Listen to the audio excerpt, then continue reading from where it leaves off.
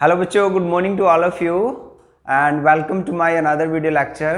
So we have been studying the Fourier series.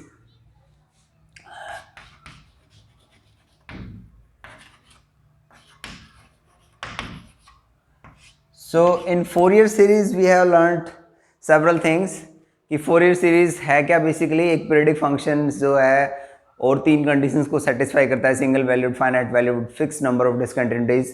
तो उस function को एक सीरीज की फॉर्म में लिखा जा सकता है जिसका नाम है फोरियर सीरीज।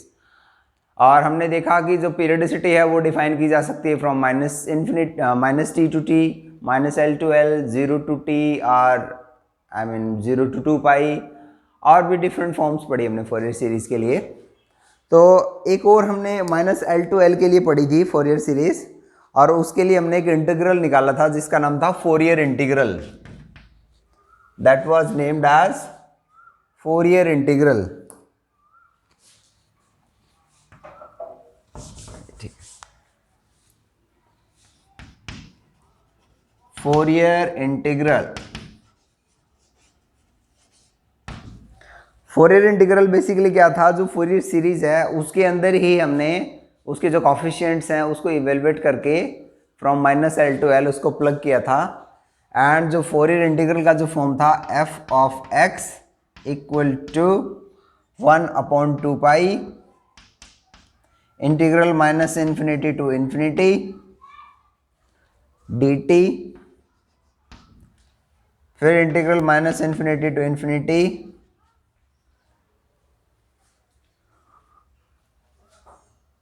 ई कोस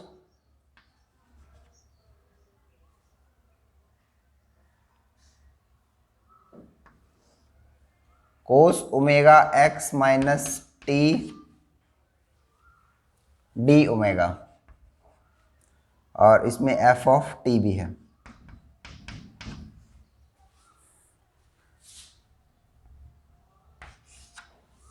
इसका नाम था फोरियर इंटीग्रल। तो आज हम फोरियर इंटीग्रल में जो डिफरेंट पॉसिबल फॉर्म्स हैं उसकी बात करेंगे। एक तो अच्छा, इसको ऐसे भी लिखा जा सकता है, जो ओमेगा है उसकी बजाय, चलो बाद में आएंगे उसके ऊपर हम। So different forms of the Fourier integrals.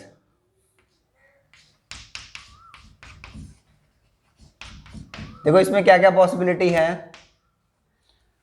पहली फॉर्म तो ये है बनती इसकी बेसिकली कि जैसे जो आपका इंटीग्रल ना, इसको आप, क्योंकि हमें पता ही है कि जो X cos E power de Moivre's theorem use कर लेंगे हम, E power iota theta is cos of theta plus iota sine theta. This is simple form of de Moivre's theorem.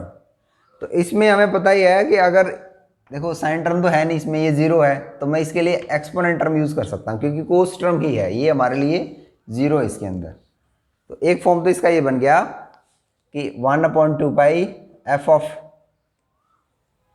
F of X equal to 1/2 pi integral minus infinity to infinity F of D T, और फिर bracket integral minus infinity to infinity F of T E power iota omega X minus T D omega. ये बन गया। This is the first form, exponential form of the Fourier integral. ये एक form है जिसको हम लिख सकते हैं। दूसरा फॉर्म बन गया बच्चों, ये जो हमारा इंटीग्रल ना, ये बेसिकली इवन टर्म है। एक्चुअली एफ ऑफ टी यहां नहीं आएगा,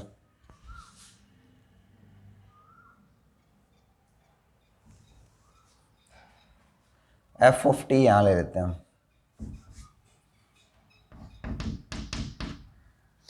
ये जो हमारा इंटीग्रल ना, ये जो कोस का इंटीग्रल है ये वाला, ये एक इवन फॉर्म है क्योंकि कोस फंक्शन जो है इवन फंक्शन होता है। तो इवन फंक्शन के लिए यहाँ से भी मैं एफ ऑफ टी को यहाँ की बजाय यहाँ लिख देता हूँ, एफ ऑफ टी। ये जो इंटीग्रल है इसके अंदर ये जो कोस वाला टर्म है, कोस जो है हमें पता है ये इवन फंक्शन होता है। तो इवन फंक्शन को आप 0 से इन्फिनिटी भी लिख सकते हो 2 टाइम करके। तो दूसरा फॉर्म बनेगा F of X equal to, तो 2 टाइम करोगे 2 से 2 cancel, 1/π integral minus infinity to infinity F of T integral 0 to infinity cos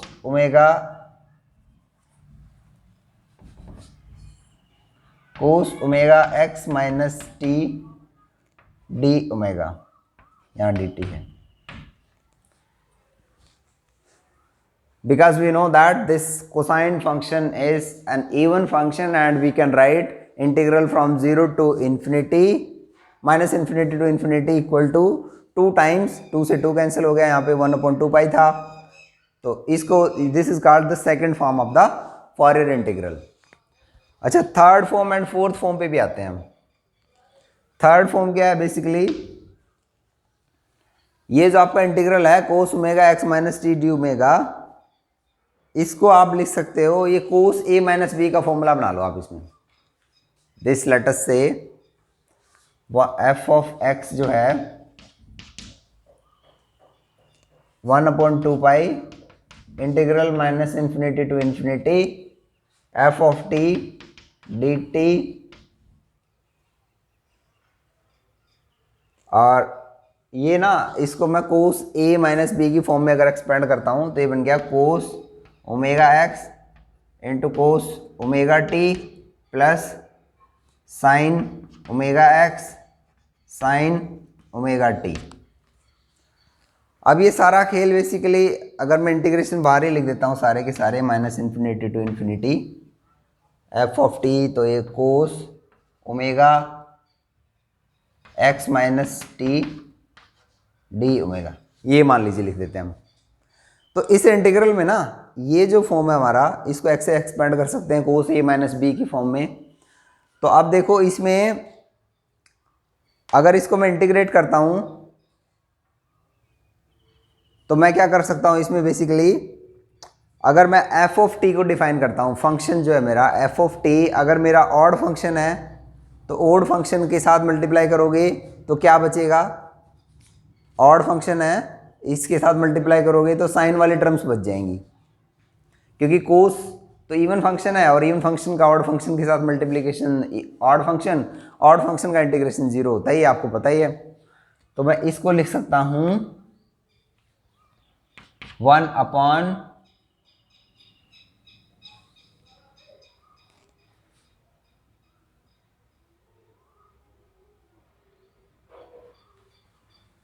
to pi integral minus infinity to infinity minus infinity to infinity F of T D T cos omega X, sorry sine terms बचेंगे ना, क्योंकि हमें F of T को odd function बोला है, तो sine omega X sine omega T D omega.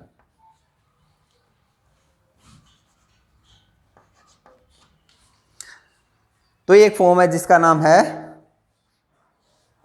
फॉरियर integral for a odd function. Similarly एक और फॉर्म बन जाएगा जिसमें एफ ऑफ टी हमारा, अगर ये तो है फॉर एफ ऑफ टी, ये कंडीशन लिख देता हूं मैं, F of T is odd function, और एफ ऑफ टी अगर इवन फंक्शन है तो यहाँ पर कोस की टर्म बच जाएगी, राइट, क्योंकि हमें पता है कि जो ऑड फंक्शन का integration minus infinity to infinity जो है वो 0 होता है, इवन फंक्शन का 2 टाइम्स 0 टू इन्फिनिटी होता है, राइट। तो ये थी different forms of the Fourier integral. तो अब हम स्विच करेंगे फोरियर ट्रांसफॉर्म की तरफ। अब ये इंटरफेस वाली बात आएगी कि कैसे जो फोरियर सीरीज और फोरियर ट्रांसफॉर्म जो है ना आपस में इंटरलिंक्ड हैं। Then will stop.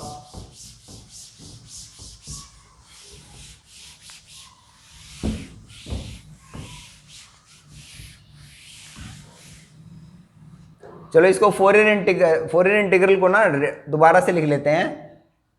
अच्छा, ओमेगा रखें या के रखें उससे ज़्यादा फर्क नहीं पड़ेगा। तो आपकी बुक्स में ओमेगा यूज़ किया गया है फोरियर ट्रांसफॉर्म के लिए। तो जो है ना एफ ऑफ एक्स जो है मैं उसको रीडिफाइन कर लेता हूँ थोड़ा सा, 1/2 pi minus infinity to infinity F of T D T, यहाँ से लिख देते हैं, और बीच में लिख देते हैं integral minus infinity to infinity cos को हमने लिखा ही है, एक्सपोनेंट फॉर्म में लिख सकते हैं, हमें पता ही है। तो ई पावर आइटा ओमेगा की जगह के लिखा हुआ है, के X minus T D omega. कुछ नहीं किया, हमने एक्सपोनेंट फॉर्म यूज कर लिया है और के यूज कर लिया है ओमेगा की जगह, उससे कोई फर्क नहीं पड़ेगा। This is the simple form of Fourier integral, इसका नाम है बच्चों, दिस इज फोरियर इंटीग्रल। अब यहां से देखो हमने क्या किया है, फोरियर इंटीग्रल जो है फोरियर सीरीज का आउटकम है। हमने क्या किया, जस्ट जो कॉफिशिएंट है उनको वापस प्लग कर दिया है फोरियर सीरीज के अंदर और एक इंटीग्रल फॉर्म में आ गया जिसका नाम है फोरियर इंटीग्रल, और ये इसका एक्सपोनेंट फॉर्म है। अच्छा, इसमें अब हम क्या करेंगे, इसको थोड़ा सा और क्लेवरली डिफाइन कर लेते हैं कि 1/2 को लिखा जा सकता है 1/2 under root into 1/2 under root. तो मैं इसको लिख लेता हूँ 1/2 square root integral minus infinity to infinity F of T, और अब ये ब्रैकेट लगा लेता हूँ 1/2 square root integral from minus infinity to infinity E power iota omega, sorry K use किया ना अब तो हमने,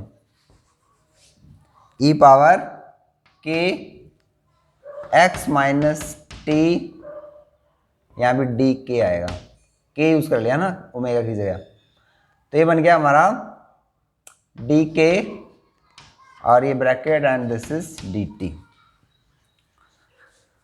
जस्ट हमने इसको रीराइट कर दिया फोरियर इंटीग्रल को। और अब इसमें देखो कि अगर मैं इसको ना, अच्छा इसमें जो एक्सपोनेंट टर्म है इसको भी स्प्लिट किया जा सकता है, ई पावर आइटा के एक्स को अगर मैं इस साइड ले लूँ, ई power minus eta K T को अंदर ले लूँ, तो इसको ऐसे भी लिख सकता हूँ मैं 1/2 minus infinity to infinity E raise power eta भी तो है ना, आइटा के इंटू टी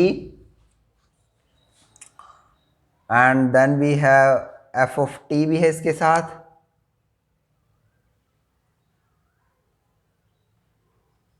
एक मिनट, और माइनस इन्फिनिटी टू इन्फिनिटी 1/2 फिर से है स्क्वायर रूट के साथ, कुछ नहीं किया हमने, एक्सपोनेंट को ही एक्सपेंड किया है बेसिकली, और minus infinity to infinity E power minus eta K T, और एफ ऑफ टी को हम यहाँ यूज कर लेते हैं डी टी, और इसके बाहर हम यूज कर लेंगे डी के, ये स्क्वायर ब्रैकेट है बेसिकली। तो अब देखो इसके अंदर ना इस टर्म को अगर मैं एक चीज डिफाइन कर दूं, F of T,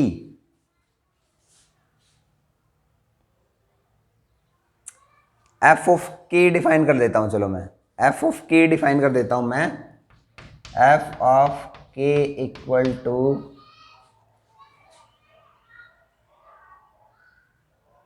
one upon 2 square root minus infinity to infinity F of T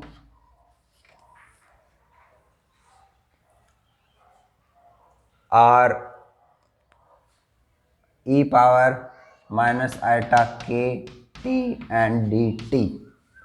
इसको मैं एक चीज़ डिफाइन कर रहा हूँ इस फॉर्म में जिसका नाम है, दिस इज कॉल्ड, अगर एफ ऑफ टी का मुझे पता है और इस एक्सपोनेंट से मल्टीप्लाई करके अगर मैं इंटीग्रेट करता हूँ, एक मल्टीप्लिकेशन फैक्टर डालता हूँ, तो ये फंक्शन का कहलाएगा Fourier transform. This is called Fourier transform.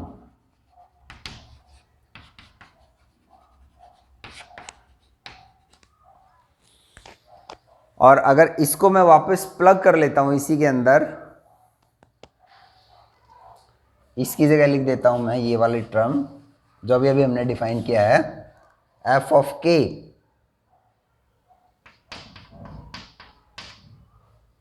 तो एफ ऑफ एक्स लिखो या एफ ऑफ टी लिखो उससे फर्क नहीं पड़ेगा, तो इसको ले लेता हूँ मैं एफ ऑफ टी। तो इसको बोलेंगे हम inverse Fourier transform, inverse Fourier transform. कि अगर आपको फंक्शन पता है तो आप उसको इंटीग्रेट करो इस तरह से, और इस फंक्शन ये जो आएगा उसको बोलेंगे फोरियर ट्रांसफॉर्म। अगर इसको वापस रख दो तो ये बन जाएगा इन्वर्स फोरियर ट्रांसफॉर्म। अगर इस फंक्शन को रिट्रीव करना है तो आपको इन्वर्टिंग फॉर्मुलेशन यूज़ करना पड़ेगा जिसका नाम है इन्वर्स फोरियर ट्रांसफॉर्म। तो देखो आज हमने क्या किया है, एक फॉर्म लिखी है फॉरियर इंटीग्रल की। मतलब स्टार्टिंग में तो हमने फोरियर इंटीग्रल के जो डिफरेंट फॉर्म्स हैं उनको समझा है। Then having done with the Fourier integral, हमने इसको के की फॉर्म में लिख लिया, उससे कोई फ़र्क नहीं पड़ता। फिर हमने क्या किया है, उसको स्प्लिट कर दिया टर्म्स को 2 पाई फैक्टर्स के साथ, स्क्वायर रूट वाले टर्म्स के साथ, और फिर इस एक्सपोनेंट को स्प्लिट कर दिया है। और एक्सपोनेंट को स्प्लिट करने के बाद हमने क्या पाया कि एक तो इस तरह का फॉर्म बन गया, एक दूसरा इस तरह का फॉर्म बन गया। तो इस तरह की फॉर्म का नाम है फोरियर ट्रांसफॉर्म, और जो दूसरी तरह का फॉर्म जो बना है उसका नाम है, अच्छा डी के भी तो है ना इसके साथ, ये है साथ में,